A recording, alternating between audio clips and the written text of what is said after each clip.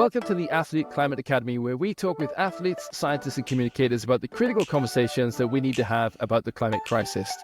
And we've got all sorts of athletes listening to our podcasts and taking part in our workshops too. And we always say we're a place for education. And today, we've got some advocacy too. We're excited to have Lilly Woodbury, a dedicated environmental communicator and campaigner. Lilly's work focuses on provoking radical action for the planet. She's been a dynamic force in environmental movement, engaging communities and using social media to address issues like plastic, pollution, and climate change. Lilly, welcome to the podcast. Thank you so much for having me, Hugh. It's great to be here. I've been aware of your work for a super long time now through social media, your live sessions, the stuff that you put up, the education. It seems that you've been doing, I don't want to say for a long time, you've been doing this for a while, educating the world in terms of climate, but environmentalism as well. Can you tell us a little bit about your journey so far and what sparked your passion for starting to share and educate the world? It's a great question. And I'm 31 years old now, and I've been doing environmental work since I was 18. So it's not quite half my life, but I'm getting there. And it kind of feels like that because there's just been so many adventures and journeys. I feel like I should be older than I am.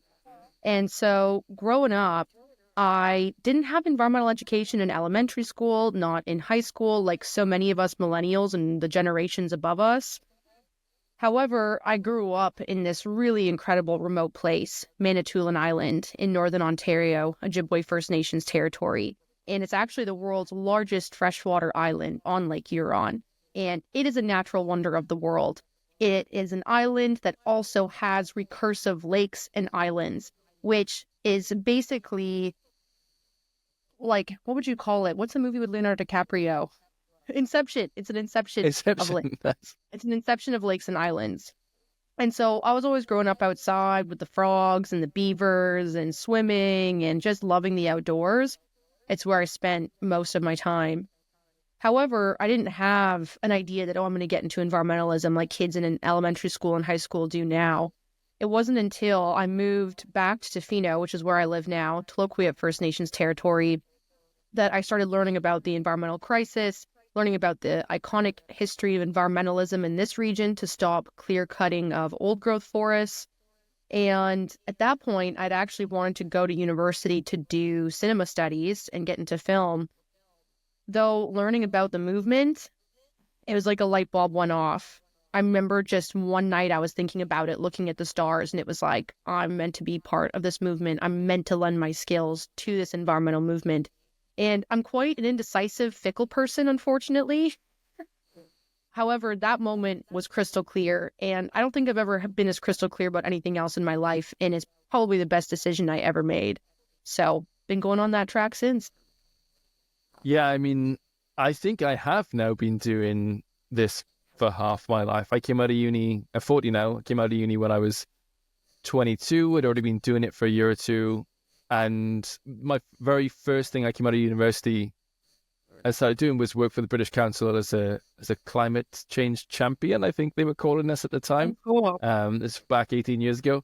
And it was basically coming up with climate solutions and projects that would educate the public in climate change. And I think that's, one of the things that it shows off is, I went to university, did astronomy and space science and geology, and didn't really think about going into only doing things about climate change, but everyone has their skills, everyone has the things that they want to do, but all of that plays a role in educating the world about climate change, right? Whether you're a painter, whether you're a cinematographer, whether you're a public speaker, whether you're a teacher, it all has that, you can have that input no matter what you do. I love that point. I feel like I got into environmentalism as like a professional activist, which is kind of a weird term because my profession is to make my profession obsolete.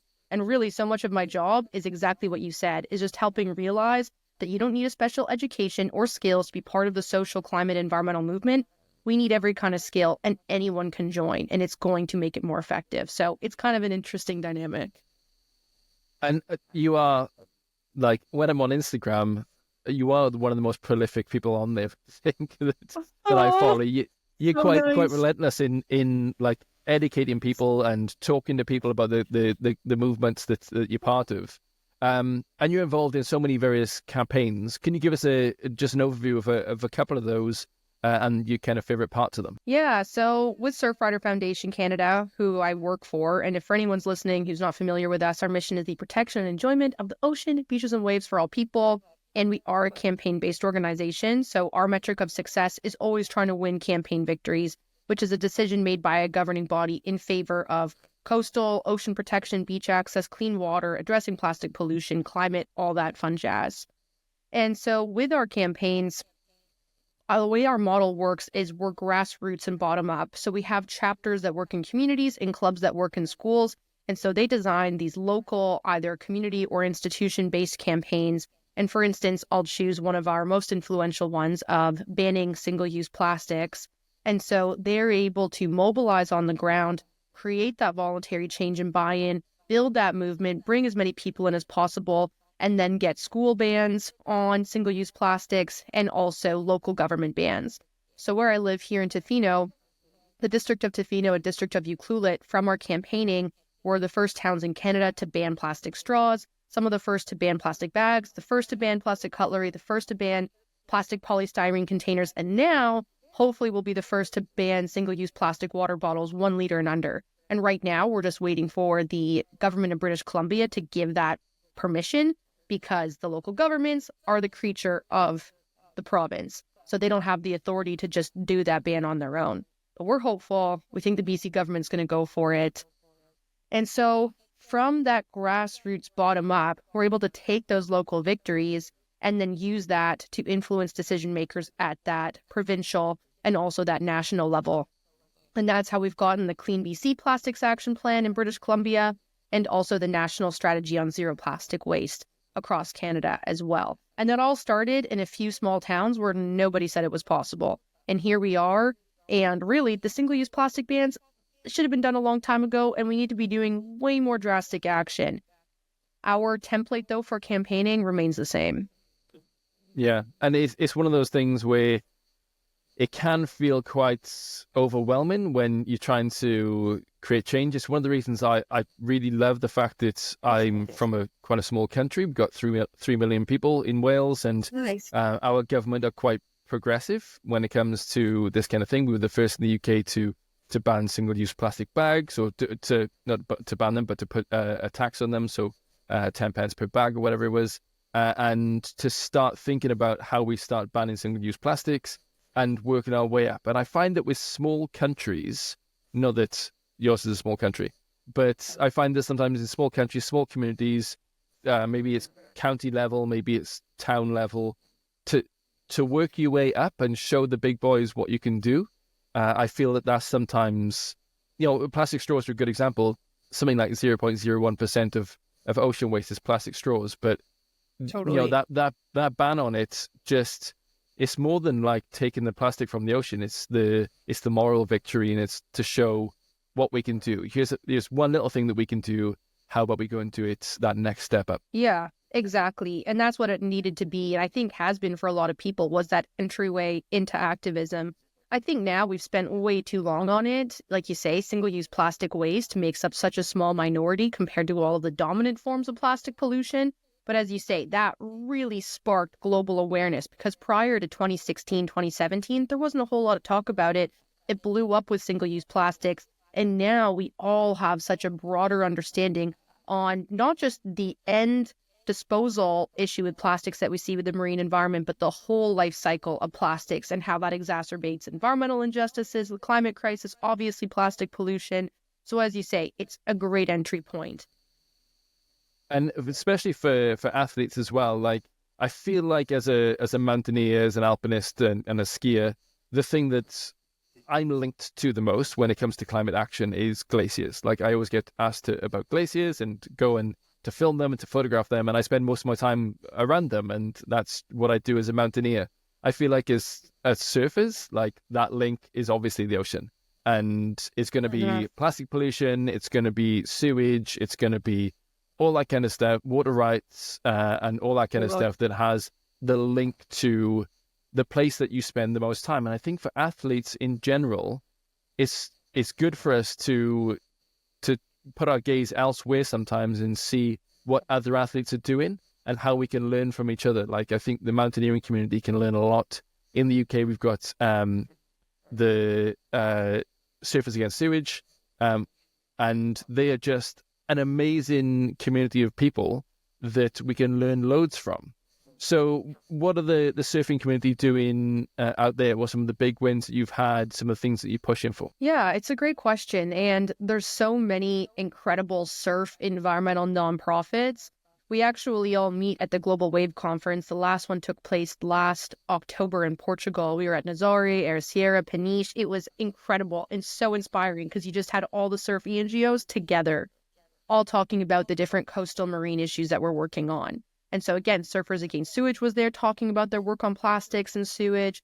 We had Sustainable Surf talking about their different initiatives, including a lot of their work on nature-based solutions. So doing eelgrass restoration, mangrove restoration as part of the blue carbon movement. And blue carbon is, as you've probably seen in my thesis, is absolutely mind-blowing. It's a super wonder of the natural world. Of course, Surfrider Foundation talking about our work on climate and plastic pollution. And so the surf NGOs are really leading the way and doing amazing work globally. Of course, the surf movement with athletes and I guess like the whole surf industrial complex, I think it's shifting, but there's still a lot of work to do, to be honest. Yeah, there's always, unfortunately, that extra work to be done. And blue carbon's a really interesting one. I did see that that's part of where your thesis was on. And I'll get you to do a little bit of an explanation about it, because it's one of those things that is very intersectional, that, to have good blue carbon sources, you have to have the rights to your own foreshores. Like in Wales, we only have access to 50% of our foreshores because there's a king next door that has 50% who owns 50% of our beaches, so we don't get access to them or the foreshores. So having First Nation and Indigenous rights to be able to look after your own land is super important when it comes to that. But also, if you want renewable energies, if you want all these different things, if you want recreation, it all comes back to like having the rights to be able to do it. So can you give us a little bit on what is blue carbon and the link to the rights to be able to access and preserve those areas? Yeah, so blue carbon is the carbon stored in coastal and marine ecosystems. So that includes seagrasses like eelgrass, salt marsh, and mangrove forests. And these are all around the world, including in the UK, in Canada, tropical areas. And they're amazing because they can store 5 to 10 times more carbon than terrestrial sources like forest, and can store so much carbon in the roots, in the sediments. And beyond that, they also filter the water, their habitat for juvenile species. They help with rising sea levels and buffering for storms. Like, the amount of ecosystem services is truly off the wall. And they are an incredible mechanism for us to reverse the climate crisis while also supporting a blue economy, because we'll have stronger fisheries, of creating healthier, vibrant communities. Like, it's overall just a win-win-win. So we should be doing it. As you say, it's one that is not, maybe there's some things it's like, okay, if we stop this coastal development and this privatization, we'll have immediate beach access and we'll protect this beach from further erosion. It's very immediate. With blue carbon, it's not as insular as that. So for instance, with eelgrass here, and you'll appreciate this as a mountaineer, there's not too much point in doing a lot of eelgrass restoration until we go into the mountains and we're able to address all of the clear-cut logging that's been done and the erosion that's created, that's led to more sedimentation and led to issues downstream. The eelgrass just can't thrive. So we actually have to really approach it from a watershed approach. And then going into your question, in Canada, all the lands here are governed under Indigenous nations. It's all Indigenous sovereign territory. Here where I live, and most of British Columbia, there are not treaties with the state government. And the reason that there is multi-jurisdiction, meaning that local governments, provincial government, federal government, and Indigenous governments are all overlapping, is because of colonialism that manufactured that system. And so prior to colonization, these blue carbon sources were stewarded really effectively, actually proven now through Indigenous Indigenous knowledge and scientific studies actually done in coalescence that the harvesting and stewardship from Indigenous nations here on the West Coast actually led to greater regeneration of those systems, which is really incredible. And so really, all around the world, this mirrors what we need on a broader scale, which is investing in Indigenous-led conservation and Indigenous protected and conserved areas. And out of my master's, that's one of the things that I suggested that we need. We have state government protection designations, and those can be effective, especially when done in co-governance and co-management with Indigenous nations. However, they can also be really ineffective in just paper policies. The most effective is Indigenous nations who are protecting it on their own terms. They might decide to do that in collaboration. They might decide to do that completely on their own independently. And so we need just Indigenous protected and conserved areas that are designated by Indigenous nations and recognized by the state government. And if we do that, we're going to have stronger blue carbon ecosystems and overall stronger ecosystems across the board, and jobs and climate. It's all rolled into one. I just really took that blue carbon lens to understand that big picture. One exciting piece, though, in British Columbia is that the provincial government this week just released their coastal marine strategy. So a lot of countries around the world, I'm not sure if Wales has this or not, has comprehensive plans for managing the coastline. In BC, we have an iconic coastline. Everyone knows about it. Most people want to come here or have come here. We didn't have that, leading to all kinds of gaps, inefficiencies, all kinds of degradation and pollution happening that is completely preventable. At the same time, costing jobs, costing climate, the ecosystem, et cetera, et cetera. So now we have this coastal marine strategy that was co-developed with all coastal First Nations in this area. Surfrider, we took part in the process along with so many other incredible ENGOs. And now we're really hoping that we can create really strong policies, regulations, and laws across the province. And part of my hope is that there will be work towards recognizing independent, Indigenous protected and conserved areas. I mean, so much of environmentalism and climate change is all a bit doom and gloom, and rightfully so. I mean, it is a terrifying thing that we're up against. But as we know, you can't really change people's minds with negativity. Like, studies show that just doesn't work. It's got to be positive. Yeah. But it does seem that like there's a lot of hopeful and positive messaging that For goes sure. along with that. With like, there's a lot of good. You're finding that people have like a positive effect on the environment if they get to take part in it and be within it. So I suppose it does. You are finding that there are positive messaging coming out of something that's actually quite difficult to manage and can sometimes be quite negative. Yeah, absolutely. This is a huge victory, and there are countless victories that we've already won that are taking place right now. And people often ask me, like, should people feel hopeful or is it really bad? And I think the master, Paul Hawken, really articulates it well. And if anyone hasn't read The Ecology of Commerce, people should absolutely read it. It's incredible, the need to shift the commercial sector towards a restorative economy and how to do that.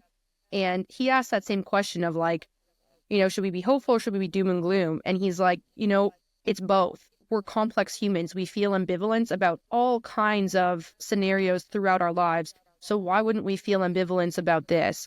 If you're feeling just completely optimistic and you don't have a care in the world and you're like, this is all good, we got this, you're probably a little bit misinformed and not understanding the full gravity of what's going on. At the same time, if you're just completely down in the dumps and you're riddled with eco-anxiety and doom, there's probably not a whole lot you're able to do because your capacity is so consumed by that feeling. And so I think it's important that we have both within us, and both are happening. We're in a complex situation. I actually really like the concept of the optimism pendulum. And basically it describes that on one side of the pendulum is more of like the negative feelings or the harsh realities that are happening. And then on the other side of the pendulum is that climate hope and optimism and feeling good about the victories that are being won. And if we swing too far to either side, we're called to just have an awareness about that. On the negative side, hey, start reading about the victories that are happening, all the incredible plans and projects and victories, the renewable energy revolution, the justice revolution. Like, you could go on and on and on. There's victories being won every single day around the world. Like, the Netherlands just won against suing Shell for friggin' big oil. Like, it's incredible. On the other side, if you're feeling so just lackadaisical and positive and happy, and you're just like, yeah, I can just party all summer and all year because we're fine, we got this. then you should probably start reading more of the news and understand, like I say, the severity of what's going on. So I quite like the optimism pendulum as a frame to really consider our complex inner emotions and where we're at, because I know I swing between both, and I have to be like, okay, just like a diet, what do I need to intake to keep balance and keep me in that optimal state for change making, which is easier said than done. It is easier said than done, but just like having a balanced diet, we at Athletic Climate Academy often advocate for not having a passive diet of information, but having an active diet of information. So instead of letting the news just wash over you, I'm quite guilty of having CNN on all day and just in the background. That's naughty. I just leave it on in the background, and it's fine. But I shouldn't do that. I should have. But I also do the active learning of I go out there and I go to carbon brief and find out exactly what's going on. I don't really. I like the chatter in the background of the news networks, but I don't really listen to what's going on. If I want good news, I'll go and find it for myself from a various bunch of sources. And your Instagram's a good example of that. But there's a bunch of different people who update us on what's going on in the world and where to find that. Sometimes we have to have that negative part, but sometimes we have to have that positive part as well. And a good way of getting that positive part is by going to workshops and doing those. And I saw that you do one with the Salty Souls Club. In that, if someone's got a bit of eco-anxiety or wants to do their part, we're not sure how to reduce their footprint of whether it's plastics or pollution or carbon or whatever. If they're a bit overwhelmed of where to start, what do you go about telling them is a good step in the right direction? Not watching CNN all day, I imagine. That's exactly the first thing I tell people to do. I'm like, you guys, put CNN on all day. You're going to get all the solutions. In fact, just listen to everything Hugh says on all of the podcasts. Actually, listening to all the podcasts would be a good call. So that's a good step.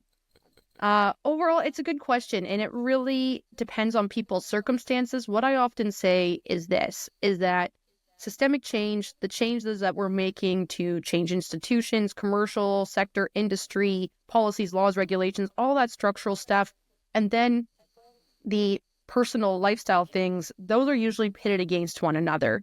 And really, for each one of us, it's important to understand that there's an interplay between them. So for our personal health, there's little things that we can be doing, and it's really all about what we can afford, what we can access, and what we can manage, because it really depends on what's available to us, our socioeconomic situation. And so a lot of people, might be able to afford organic food or won't have access to food that's not packaged in plastic. Should they be beating themselves up? Absolutely not, because we need to create systemic change to move away from plastics and towards refill and reuse systems that can make it possible for all people to not have to eat out of plastic, which is toxic. And so for that personal level, being able to do things that are affordable, easier, like if you have a plastic product that's near the end of its life and you can find one that's not plastic, that's sustainable, that isn't going to be too much more. A good example I like is plastic cutting boards. I feel like they don't last that long. And when you're cutting into them, you're actually cutting microplastics into your food, and they're just kind of gross. So, switch to a wooden one. Same with your reusable kit. So instead of relying on single-use plastics, mugs, bottles, straws, cutlery, build your kit. And it's not too expensive. Like a mug is maybe $20, cutlery is maybe like 10, 15. Then you've always got those reusables on the go. And that's going to be better for your health, because anytime we're drinking from a plastic water bottle, we're ingesting microplastics. Anytime we might be eating from a plastic container that has heated plastics in it, we could be exposing ourselves to forever chemicals, PFAS, bisphenols, other types of plastic chemicals, because there's over 16,000 types of chemicals in plastic products and packaging, which is nuts. 4,200 of those are actually known to be hazardous to human health. It's crazy. And so that's it for the personal side. Do what you can, set little goals, and overall, don't blame and shame yourself. So many of us do this. Do the best you can. And when you do the best you can, again, that's also going to have a ripple effect, like we've seen with the vegan movement of now fast food supply chains. They're carrying more Beyond Meat. We've seen oat milk and soy milk and all these non-dairy alternatives blow up because of that lifestyle element. Now, on the systemic side, this is where I tell people to lean into, because this is what's really going to change the paradigm. To be, again, campaigning state governments, corporations, industry to take responsibility to create stronger environmental laws, regulations, and policies, to create transparent supply chains, to move away from a make-take-waste society that we're currently in towards a circular, restorative economy. And so when we can do that, that's what's going to lower the plastic footprint and the carbon footprint for all of us, including those that don't have the ability in their daily lives to make it happen because of, again, their socioeconomic position, or they might be too busy with work or kids or whatever's going on. So the more that we can shift those systems, the more that we make it possible for all people. So seeing that there's an interplay, seeing that they go, like there's a, kind of a relationship between them, and starting somewhere, taking action, going from there. Yeah, it's one of those things that it can be seen from 2 points. There are individual actions that we can do, but in a lot of places, like especially where I am, we have a representative democracy, kind of. I think that's still true. I think we still have representatives that represent us. So my MP, we that goes into Westminster and looks after the UK government. We can let them know what we want to concentrate on, and. One of the biggest things, I still think one of the biggest things that we can do is talk about this kind of stuff. Politicians, they're astute. They know which way the wind's blowing, the political winds. And if we're talking about this and we're making a fuss about it, then they know that it gives them a permission structure to go out and make bold choices on our behalf. So doing that and having that active learning, taking part in workshops, listening to these podcasts, and then chatting to your friends about it, I think it's a massive thing from the systemic point of view of going out there and changing. And we're seeing that change. If we want to talk about the negative versus the positive, since you've been doing it and since I've been doing these kind of climate communications, it's changed so much. And I think that's a huge positive. It's night and day, truly. Yeah, it is. Yeah. And so going out there, where can people find your work and the podcast that you've been on? But is there anyone out there you kind of push people towards? Is it like a trusted source? Any good athletes in the surfing community doing some really good stuff? Where can people go to find out more? Yeah, it's a great question. So for the organization I work for, go to surfrider.ca. Our US is surfrider.org.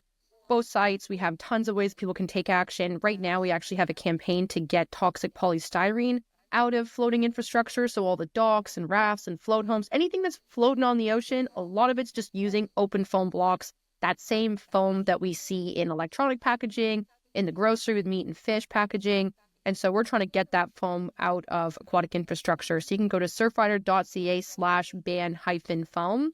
And on that website, you'll see more about us. You'll see my email. You can find me on Instagram at Lilly Woodbury.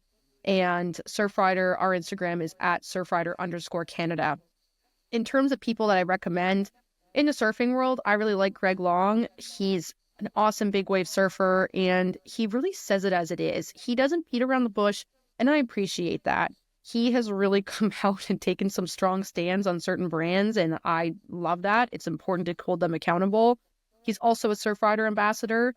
And I think he's just been doing a lot of good work to address plastic pollution, support blue carbon solutions with sustainable surf, also educating himself on environmental issues and solutions along with all of his followers.